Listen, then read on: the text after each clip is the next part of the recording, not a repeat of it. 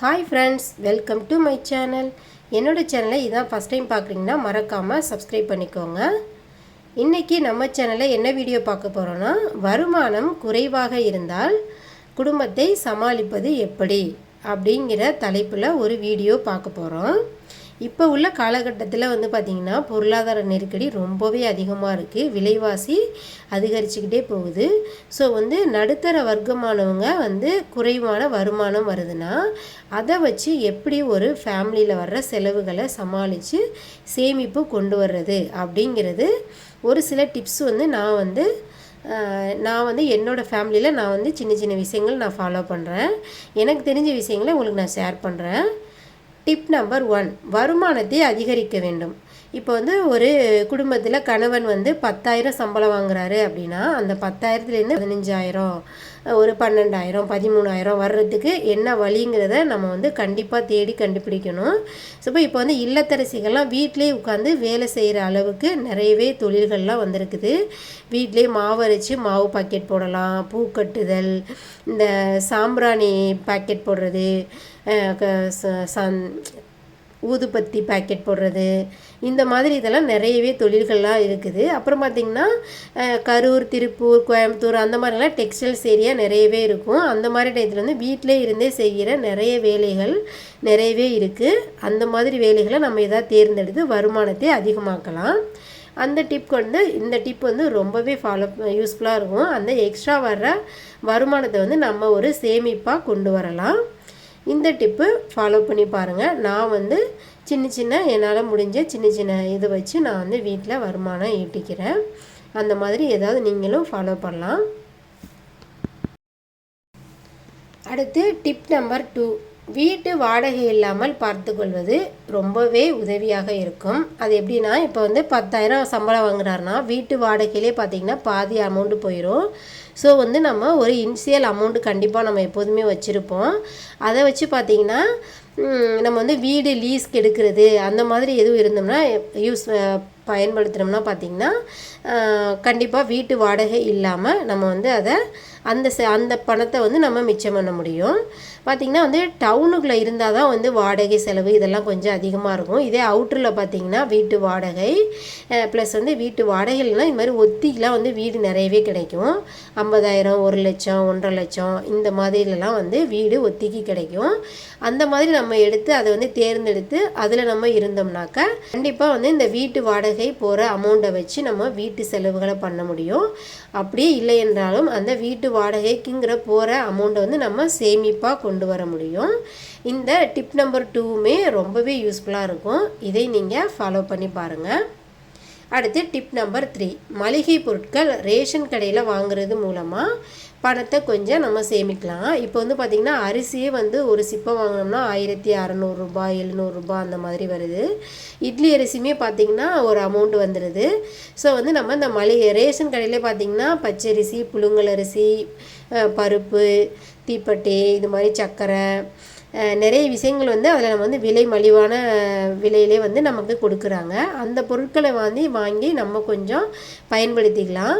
அந்த அரிசி கூட நம்ம இட்லி, தோசைக்கெலாம் கொஞ்சம் பயன்பாட்டில் கொண்டு வந்தோம்னா அரிசி செலவு பண்ணுறது கொஞ்சம் செலவு மிச்சமாகும். ஒரு 200, 300 அது கூட ஒரு சேவிங்ஸாக தான் ஃப்ரெண்ட்ஸ் இருக்கும். இந்த மாதிரி வாங்குறது மூலமாக நம்ம கொஞ்சமாக மணி சேவிங்ஸு கண்டிப்பாக பண்ண முடியும். நான் இந்த டிப்பு ரொம்பவே ஃபாலோ பண்ணுறேன். ரொம்பவே யூஸ்ஃபுல்லாக இருக்குது. நீங்களும் ட்ரை பண்ணி பாருங்கள், இல்லைனா முயற்சி பண்ணி பாருங்கள். ரொம்பவே யூஸ்ஃபுல்லாக இருக்கும். அதுக்கப்புறம் பார்த்திங்கன்னா நான் புளிலாம் வருஷத்துக்கு ஒரு டைம் தான் வாங்குவேன். அதே மாதிரி செட்டு ஜாமான்னு வச்சுக்கோங்களேன், வெந்தயம், கடுகு, ஜீரகம், சோம்புலாம் இதே மாதிரி செட்டு ஜாமான் நான் வாங்கி அதை காய வச்சு யூஸ் பண்ணிக்குவேன். அது மூலமாக மொத்தமாக வாங்குறதுனால எனக்கு சின்ன செலவுகள் குறையும்.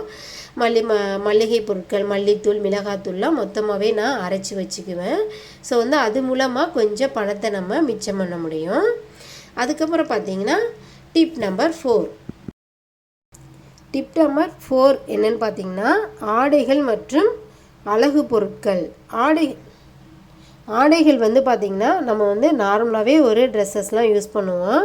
ஆனால் வந்து பக்கத்து வீட்டுக்காரங்க, அடுத்த ஃப்ரெண்ட்ஸ் இவங்கலாம் இப்படிலாம் ட்ரெஸ் பண்ணுறாங்க, நம்ம மட்டும் இந்த மாதிரி ட்ரெஸ் பண்ணுறோமே, சரி நம்ம இப்படி இருந்தால் நல்லா இருந்திருக்குமே அப்படின்னு எல்லா பெண்களுக்குமே வந்து ஆசை வரும். நம்ம குழந்தைங்களுக்கு இந்த மாதிரி ட்ரெஸ் வாங்கி போட்டால் நல்லாயிருக்கும் அப்படிங்கிற ஆசை கண்டிப்பாக எல்லாருக்குமே இருக்கும். ஆனாலும் நம்மளோட குடும்ப சுச்சுவேஷனை நம்ம பார்க்கணும். நம்ம ஹஸ்பண்டுக்கு இவ்வளோ தான் இன்கம் வருது, அப்போ வந்து நம்ம விலை அதிகமான துணிமணிகளை நம்ம வாங்கி உடுத்தி கொள்ள முடிகிறது ரொம்பவே கஷ்டமாக இருக்கும். அது வந்து அதிகமான ஒரு செலவாக தான் நான் நினைக்கிறேன். அப்புறம் பார்த்திங்கன்னா நம்ம வீட்டில் ஃப்ரீயாக இருக்கிறப்ப பார்த்திங்கன்னா வந்து சும்மா ஃபோனை ஆன் பண்ணுவோம். இப்போ ஃபோனை அப்படியே ஸ்க்ரோல் பண்ணாலே பார்த்திங்கன்னா நிறைய மீஷோ அது மாதிரி ஆன்லைன் ஷாப்பிங் வந்து நிறைய நம்ம கண்ணில் பட்டுக்கிட்டே இருக்கிற மாதிரியே இருக்கும்.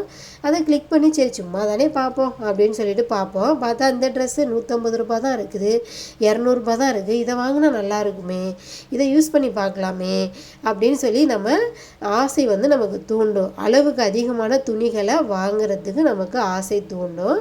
அது வந்து நமக்கு ஒரு அனாவசியமான செலவாக இருக்கும் அப்படின்னு தான் நான் நினைக்கிறேன். ஸோ வந்து நம்ம செல்ஃப் கண்ட்ரோலை அதிகமான துணிமணிகளை வாங்குறத மிச்சம் கண்ட்ரோல் பண்ணணும். அந்த ஆடி ஆஃபர், தீபாவளி ஆஃபர் அந்த மாதிரி போடுறப்ப விலை மலிவாக கிடைக்கிற நேரத்தில் துணிமணிகளை வாங்கி நம்ம யூஸ் பண்ணிக்கலாம். இந்த டிப்பு நான் ஃபாலோ பண்ணுறேன். அதுக்கப்புறம் பார்த்திங்கன்னா காய்கறிகள் மற்றும் இதர செலவுகள். பொதுவாகவே பார்த்திங்கன்னா காய்கறிகள் வந்து ரொம்ப அதிகமான காய்கறிகள், அதிக அளவு விலையில் விற்கிற காய்கறிகளை நான் வந்து கொஞ்சம் தவிர்த்துக்குவேன். அப்படியே இருந்தாலுமே நான் வந்து அளவு வந்து கம்மியாக வாங்கிக்குவேன். இப்போ வந்து 1/2 கிலோ வாங்குகிற காய் விலை அதிகமாக இருந்ததுன்னா 1/4 கிலோ கம்மியாக அந்த மாதிரி வாங்கி நான் வந்து என்னோடய குடும்பத்துக்கு நான் யூஸ் பண்ணிக்குவேன். எக்ஸாம்பிள் இன்றைக்கி பார்த்தீங்கன்னா நான் வந்து 10 ரூபாயோட இன்றைக்கி மதியம் லஞ்சை நான் முடிச்சிருக்கேன். எப்படின்னா வாழைப்பூ வந்து 10 ரூபாய்க்கு தான் கிடைக்கும், 10 ரூபா 15 ரூபாய்க்கு கிடைக்கும். அதை வச்சு ஒரு வாழைப்பூ சாம்பார். அது மாதிரி விலை மலிவான காய்கறிகள் நிறைய இருக்குது. கீரை வகைகள், காய்கறிகளே சாப்பிடாமல் நம்ம வந்து சிறுதானிய வகைகள் இதையெல்லாம் யூஸ் பண்ணோமாலுமே உடம்புக்கு ரொம்பவே ஆரோக்கியமாக இருக்கும். அப்படிங்கிறப்ப அதுலேருந்து நம்ம கொஞ்சம் பணத்தை மிச்சம் பண்ணலாம். ரொம்ப விலை மலிவான காய்கறிகள் நிறைய இருக்குது, நீங்களே லிஸ்ட்டு போட்டு பாருங்கள். அந்த மாதிரி காய்கறிகள் வாங்குறது மூலமாகவும் நம்ம மிச்சம் பண்ணலாம். அப்புறம் இதர செலவுகள்னு பார்த்திங்கன்னா நம்ம வந்து அசைவம் வந்து கண்டிப்பாக வாரம் ஞாயிற்றுக்கிழமைனா அசைவம் சாப்பிட்டே ஆகணும் அப்படின்றது இல்லை. அசைவம் வாங்க போனால் நமக்கே தெரியும். மட்டன் வந்து 1 கிலோ 800 ரூபா 700 ரூபா விற்கும். சிக்கன், மீன் இதெல்லாம் வாங்குறத நம்ம வந்து மாதம் கண்டிப்பாக வாரம் சாப்பிட்ணுன்னு அவசியம் இல்லை. நம்மளை மாதிரி மிடில் கிளாஸ் இருக்கிறவங்களுக்கு கண்டிப்பாக ஒரு வாரம் விட்டு சாப்பிட்றது உடலும் கொஞ்சம் ஆரோக்கியமாக இருக்கும், நம்ம செலவையும் குறைச்சிக்கலாம். அப்படியே தான் இது அசைவு வகையிலே அதிலே தான் நம்ம சத்துக்கள் இருக்குது அப்படின்னா அதுலேயும் சத்துக்கள் இருக்குது. ப்ளஸ் வந்து நம்ம காய்கறிகளையும் அதிகம் நம்ம உட்கொள்ளலாம். அது மூலமாகவும் நம்ம செலவை குறைக்கலாம். பார்த்திங்கன்னா இது காய்கறிகள் மற்றும் இதர செலவுகள் மூலமாகவும் நம்ம வந்து செலவை கொஞ்சம் மிச்சம் பண்ணி அதை வந்து நம்ம ஒரு சேமிப்பாக கொண்டு வரலாம். அப்புறம் வந்து வீட்டு சமையல் அப்படின்ற ஒரு அடுத்த டிப்பு, 6வது டிப்பு பார்த்திங்கன்னா நம்ம முடிஞ்ச அளவு வீட்டில் சமைச்சு சாப்பிட்ற சாப்பாடு மூலமாகவே நம்ம வந்து பெருசாக செலவு வராது. பாருங்களேன், நார்மலாக ஒரு சாம்பார் வைக்கிறோம், ஒரு காய்கறி கூட்டு பண்ணுறோம், அப்புறம் எப்போதும் போல் சாதம் வடித்து சாப்பிடுவோம். இதே நம்ம ஒரு ஃபேமிலியில் ஒரு 4 பேர் 5 பேர் இருக்கிறோன்னு வைங்களேன், ஒரு கணவன் மனைவி 2 குழந்தைகள் அவங்களோட இருக்கிறோம். ஒரு ஹோட்டலுக்கு போகிறோன்னு வைங்களேன், ஹோட்டலில் போய் இப்போ உள்ள விலைவாசிக்கு நார்மலாக 1000 ரூபாய் இல்லாமல் சாப்பிட முடியாது. ஸோ வந்து நம்ம ஹோட்டல் சாப்பாடு அப்படியே நம்ம உட்கொண்டாலுமே அது வந்து உடலுக்கு ஒரு ஆரோக்கியமற்றதாக இருக்கும் அப்படின்னு நான் நினைக்கிறேன். ஸோ வந்து முடிஞ்ச அளவு நம்ம அந்த 1000 ரூபாய் ஹோட்டலில் போய் செலவு பண்ணி சாப்பிட்றத வீட்டில் வந்து எடுத்து பாருங்களேன். நம்ம நார்மலாக ஒரு சைவ சாப்பாடு, ஒரு பாயசம், அப்பளம், ஒரு காய்கறி, ஒரு சாம்பார், ரசம், ஒரு பாயசம், அப்பளத்தோடு செலவு பண்ணோம்னா குறைவான செலவுலேயே நம்ம திருப்தியாகவே சாப்பிட்றலாம். அந்த மாதிரி கூட நம்ம ஃபாலோ பண்ணி அதில் வந்து கொஞ்சம் பணத்தை நம்ம மிச்சம் பண்ணலாம். அடுத்து வந்து டிப் நம்பர் 7 சேமிப்பு. எடுத்த உடனே இப்போ வந்து 10,000 சம்பாதிக்கிறாங்க, 15,000 சம்பாதிக்கிறாங்கன்னா எடுத்து நம்ம செலவுலாம் முடிச்சுட்டு சேமிக்கிறதுங்கிறது ரொம்பவே கடினமான செயல். ஸோ வந்து வருமானம் வந்த உடனே நம்மளால் முடிஞ்ச ஒரு 500 ரூபாய் எடுத்து நம்ம ஒரு சேவிங்ஸாக வச்சுக்கலாம். நான் வந்து பார்த்திங்கன்னா 500 எடுத்து சேமித்து வச்சுக்குவேன். இடையில சில கடையில் வாங்குகிற சில்லறைகளெல்லாம் ஒரு டப்பாவில் போட்டு சேமிப்பாக வச்சுக்குவேன். அப்போ வந்து அப்படி நீங்கள் நம்ம வீட்டில் வச்சா செலவாகிரும் அப்படின்னு நம்ம யோசித்தோம்னா கண்டிப்பாக ஒரு போஸ்ட் ஆஃபீஸ் எஸ்பி அக்கௌண்ட் ஒன்று ஓப்பன் பண்ணி அதில் கூட நம்ம ஒரு சேமிப்பாக அதை கொண்டு வரணும். அது வந்து நமக்கு மருத்துவ செலவு, நம்ம வந்து நல்லது கெட்டது அந்த மாதிரி கூட கண்டிப்பாக அது யூஸ்ஃபுல்லாக இருக்கும். இந்த மாதிரி கூட சேமிப்பு கொண்டு வாங்க. இந்த டிப்ஸு ரொம்பவே யூஸ்ஃபுல்லாக இருந்திருக்கும்னு நான் நினைக்கிறேன். அடுத்தடுத்து வர்ற என்னோடய சேனலில் எனக்கு தெரிஞ்ச டிப்ஸ்லாம் நான் வந்து உங்களோட ஷேர் பண்ணிக்கிறேன். மறக்காமல் என்னோடய சேனலை சப்ஸ்கிரைப் பண்ணி சப்போர்ட் பண்ணுங்கள். இந்த வீடியோ பிடிச்சிருந்ததுன்னா லைக் பண்ணுங்கள், கமெண்ட் பண்ணுங்கள். தேங்க்யூ ஃபார் வாட்சிங்.